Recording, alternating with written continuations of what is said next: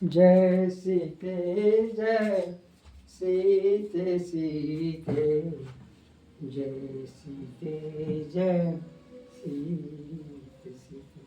सिंहासन बत्तीसी से मैं आपके सामने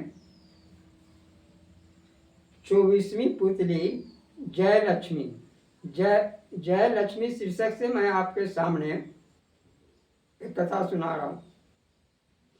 राजा भोज किसी राज्य में एक भाट रहता था। उसकी पुश्तैनी पेशा लोगों का गुणगान कर उनसे प्राप्त धन कर अपना गुजारा करता था। जो भी मिलता खा पीकर उसी दिन खत्म कर देता और अगली सुबह फिर खाली हाथ होता।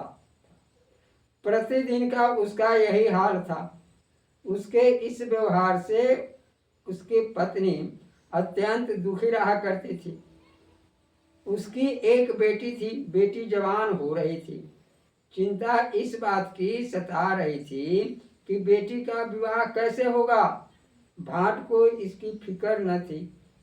समय बीतता गया। भाट का व्यवहार न बदला। बेटी जवान विवाह लायक हो गई। भाट की पत्नी ने रो रो कर कहना शुरू किया, बेटी के विवाह की चिंता तो करो।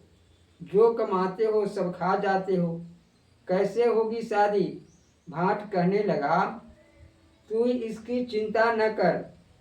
पर उसके पत्नी का रोना पीटना जारी रहा। बहुत कहने सुनने के बाद भाट पर प्रभाव पड़ा। वह बेटी के विवाह के लिए रुपये जुटाने निकल गया। कई राज्यों में गया। दानी सेठ साहूकारों राजाधिकारियों से सहायता प्राप्त की। पर जब 3-4 माह बाद वापस आया तो राह में सब कुछ खा पीकर बराबर कर दिया। पत्नी के पूछने पर सब हिसाब बतला दिया। भाट की पत्नी ने माथा पीट लिया। भाट बोला, अभी एक महादानी राजा विक्रमादित्य है, उसके पास तो गया ही नहीं। वह एक बार में इतना धन देंगे कि विवाह हो जाएगा। भाट की पत्नी खामोश हो गई। भाट राजा विक्रमादित्य के राज्य में आया। उसने राज दरबार में फरियाद की। उसे बुलाया गया। भाट ने अपना परिचय दिया और अपनी गरीबी का वर्णन कर राजा से सहायता की प्रार्थना की।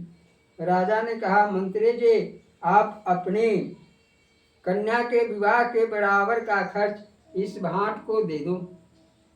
भाट प्रसन्न हो गया, पर विनम्रता के साथ बोला, अन्नदाता, एक प्रार्थना है, आप यह दान अपने हाथ से देने की कृपा करें। राजा विक्रमादित्य ने उसे अपने हाथ से 10 लाख स्वर्ण मुद्राएं दी। फिर पूछा, यह बताओ, तुमने मेरे हाथ से ही लेने की जिद क्यों की। भाट बोला, महाराज, आपने मंत्री से कहा अपनी बेटी के बराबर धन दे दो। मंत्री अपनी हैसियत से देता, इसी कारण आपके हाथ से लेना ठीक लगा। आप अपनी हैसियत से देंगे, वही हुआ। हर आदमी के सोचने का काम, करने का व्यवहार का अपना ढंग होता है। भाट होने के कारण मैं इस बात को जानता हूँ। महाराज विक्रमादित्य उसके इस उत्तर पर अत्यंत प्रसन्न हो गए। भाट वापस लौट गया। वह बहुत प्रसन्न था। राजा विक्रमादित्य ने उसके पीछे गुप्तचर लगा दिया कि पता करो वह धन का क्या करता है। भाट घर आया। उसने बड़ी धूमधाम से बेटी का विवाह कर दिया। सारा धन खर्च कर दिया। एक भी पैसा उसने नहीं बचाया। बेटी विदा हो गई तो भाट के पास अगले दिन खाने तक को न था। वह फिर कमाने को निकल गया। राजा को इसका पता चला तब प्रसन्न होकर भाट को कई गांव इनाम में दे दिए ताकि वह उनसे अपना गुजारा कर सके। इस प्रकार उस भाट के दिन सुख पूर्वक बीतने लगे।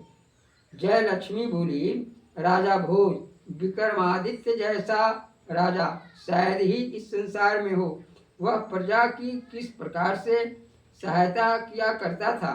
क्या तुम में इस प्रकार की योग्यता है तो इस सिंहासन पर बैठने का अधिकार है, अन्यथा नहीं।